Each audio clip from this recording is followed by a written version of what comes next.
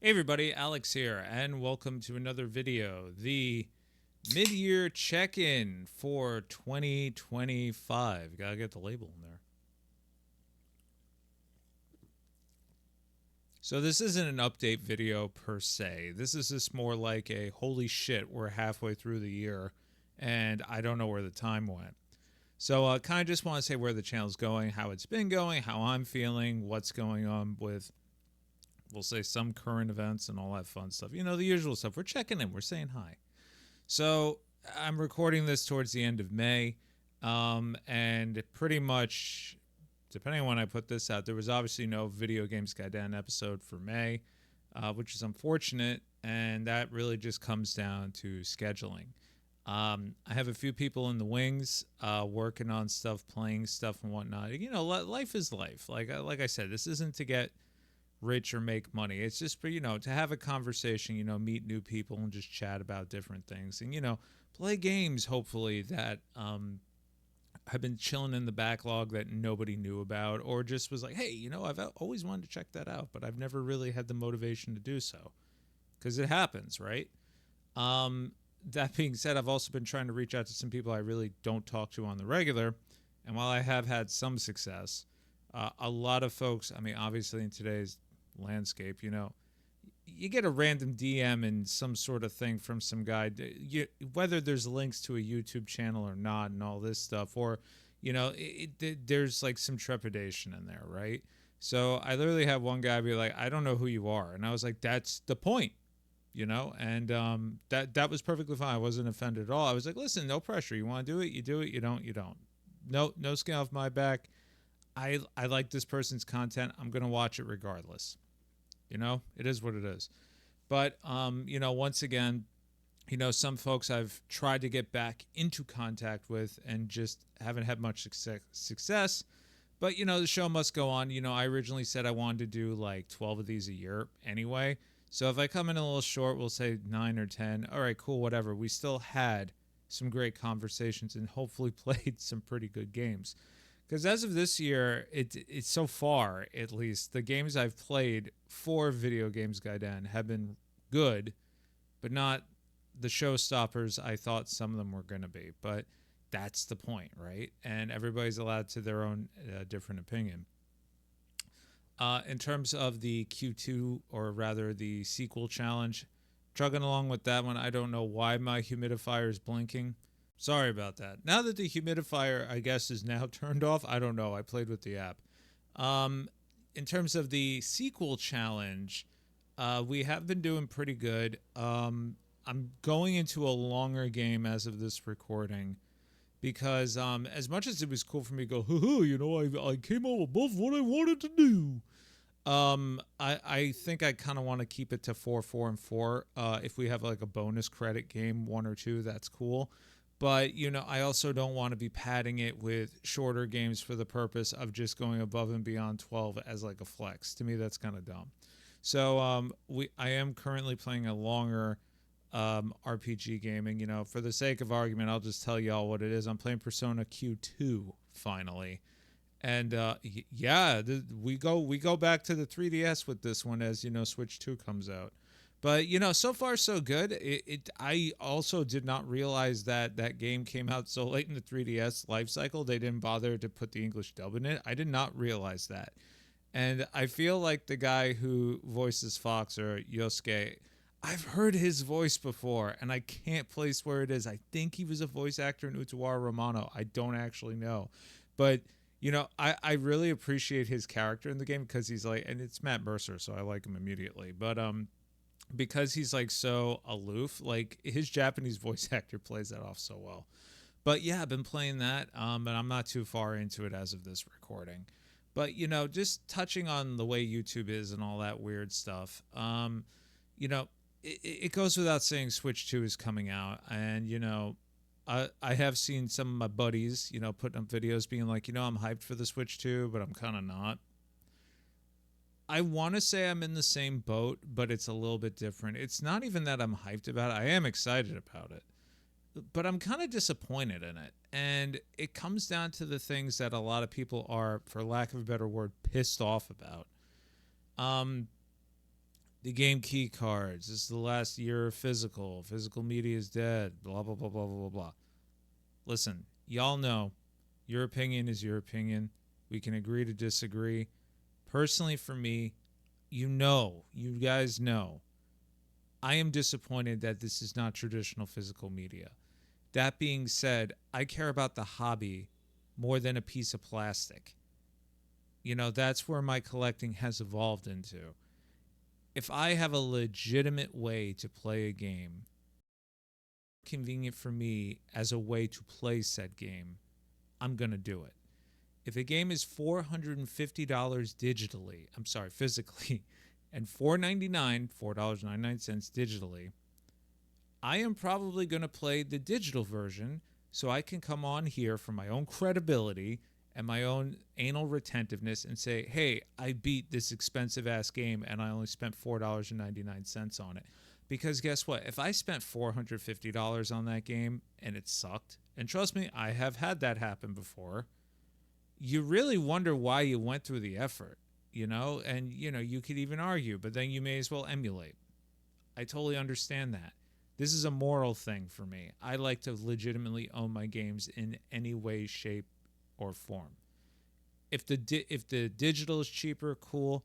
If I have it digitally and I want it physically represented and the Japanese version's $10, cool. I have a physical representation.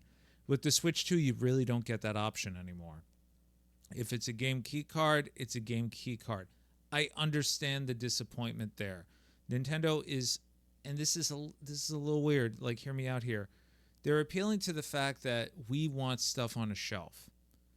But the way they're going about it truthfully is a money-making scheme, right? Now, people have gone on and said, hey, listen, there's different card sizes and this, that, and the third, right? 64 gigs or no gigs, take it or leave it.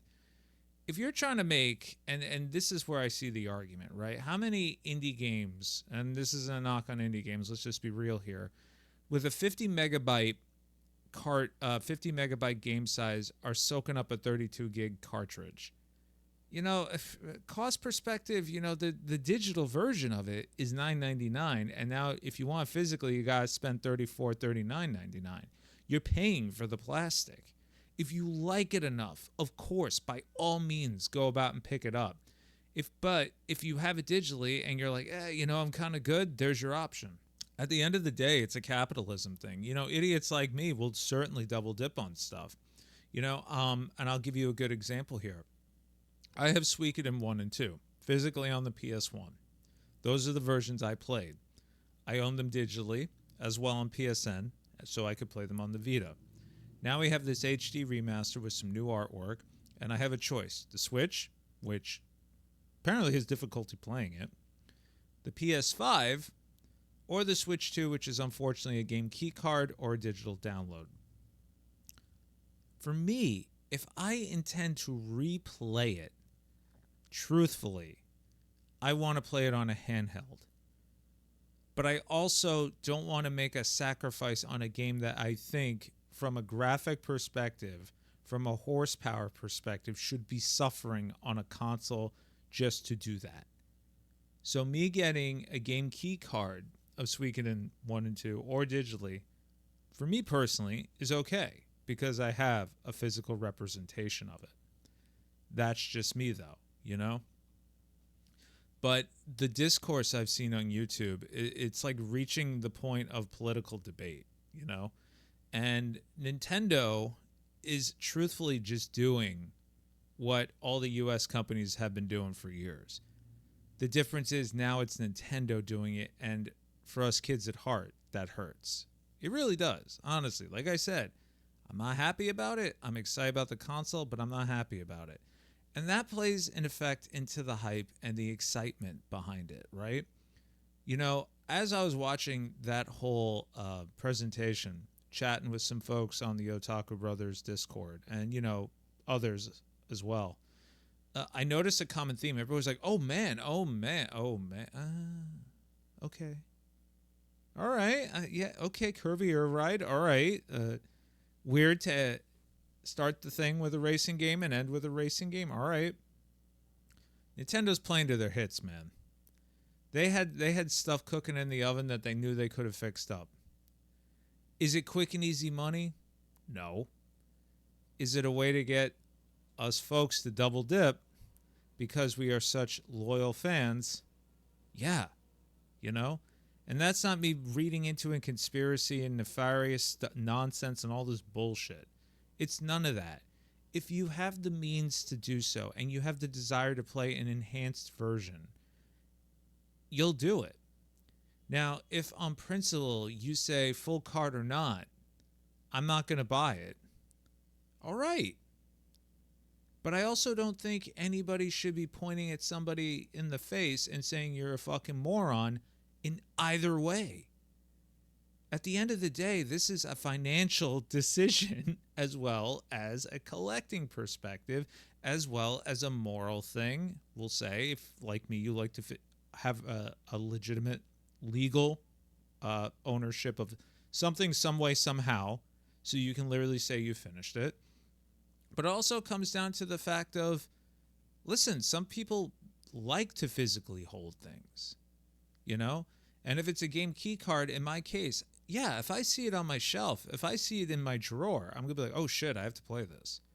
If I have it digitally on Steam and I open up my Steam library and I do the randomizer, I'm going to be like, when the fuck did I buy this? Nintendo kind of sort of recognizes that, but the way they're posing it is because at the end of the day, these companies have to pay a licensing fee as well as production costs for the heavier cartridge, which not proprietary, but new enough where it may as well be proprietary. And guess who did that back in the day? Fucking Sony with the UMD as well as the Vita cartridges. And what do you think happened at one point? People started just to make stuff digitally, and then a boutique company like Limited Run came out and started putting them on cartridges. And they've already committed to saying any future release Switch 2 game they do will be fully on cart, which is wonderful. However, as of late, they've been slipping because not everything they put out is cart complete. And let's be honest, sometimes a new, revised, enhanced DLC, whatever, game devs need to make money too, guys. You have to remember, you're not the only person buying this thing. You're not the only person giving them money so they can live, you know? And I hate to sound like, you know, an old man yelling at a cloud, because I realize I am. But I'm trying to think big picture here, right? I love video games. I like playing video games. I like to physically own video games. But push comes to shove, at the end of the day, this is an expensive hobby built on luxury. Now, if you want a cart complete game and it costs you $95, we'll say $99.99 as opposed to $79.99, and that's worth it to you, cool. Personally speaking, I'd rather keep the $20 and buy another Diet Coke. The day Diet Coke is that much, is whew, boy. But it also doesn't help Nintendo's position of the current, we'll say, wackadoo economic stuff going on. The timing could not have been better, and I say that with full absolute sarcasm, because it is also affecting folks in terms of not hype, but we'll say scarcity that isn't apparent, right? What if the next batch is subject to tariffs, taxes, import fees and duties and all that? You know, the expensive ass system is going to be more expensive, right? Microsoft has already increased their prices and all that stuff. Guys, it's a business at the end of the day, you know, and it sucks. Trust me, it sucks, because at the end of the day, who pays for it? The people who like it, you know? But I've also realized with a lot of stuff, I've had to pay for the stuff I like, you know, and I've had to pay to get stuff done just like everybody else. And, you know, some people feel like, oh, you've priced me out. Dude, there's tons of stuff I've been priced out of ever since I was a kid. People saying they're priced out, yet they own Neo Geo games. I'm like, what in the world priced out? Price me out, please. Like, you know, I don't know. And I'm gonna actually cut this part off here, because I really don't want to rant and rave. That's just kind of where I come from this whole thing. You know, I think of it from an economic perspective, but at the end of the day, my whole thing is, listen, if you enjoy the hobby, you enjoy video games, you're going to do what makes the most sense for you and what you think is the best for your purposes as a collector within this hobby. Do not let anybody else tell you you're a moron for thinking one way or another. It's your choice. It's your money. It is your time. Okay? Please. That being said, I will be trying to track down a key card of Bravely Default, even though I think that should really be card complete. But it's Square. I'm not surprised. And the last thing I want to touch on for this little updatey thing are the storage unit videos. So all of them are shot. But what I did was, and I'm putting this out ahead of the next batch, because I didn't keep every single retro console in the storage unit. Sega Saturn and PS1, for example, I kept here at home, as well as the PS2 and the GameCube. Actually, no, just the PS2, rather. The GameCube was over there because, sorcery. But once I do get through all of those, which I still, actually, no, I lie, I still have to do the GameCube. Would you guys want me to do the PS1 and the Sega Saturn as well? Like I said, that's why I called it the Storage Unit Chronicles, because it's really the storage unit. I mean, I could always go through the Christmas decorations if you're interested in that, because trust me, we got some bangers in there. But let me know what you guys think. I've really enjoyed doing those videos. I think they're more of a selfish reflection for me, because I'm looking through this stuff and I'm remembering a lot of stuff. But I also, after I do the GBA one, I'm going to put them out of order because one particular console, and then mind you, I don't plan on what I'm going to say for these videos at all. It kind of just when the mood strikes. But I feel like I somehow, through some form of divine video game inspiration, gave a very motivational sermon. So that may be the last one. But I'll figure it out later on. Like I said, they're all recorded and edited. I just have to, make them public as they make more sense with the time. But anyway, that's been the half year in review. I've been Alex. Let me know what's going on, guys. If you are interested in potentially being on an episode of Video Games Guide, and we don't necessarily have to play a game. A lot of people have asked me, like, I don't have time. I'm like, dude, that's cool. Like, I just do that for a mood setting thing. If you don't want to, we don't have to. Hit me up. I am on Instagram.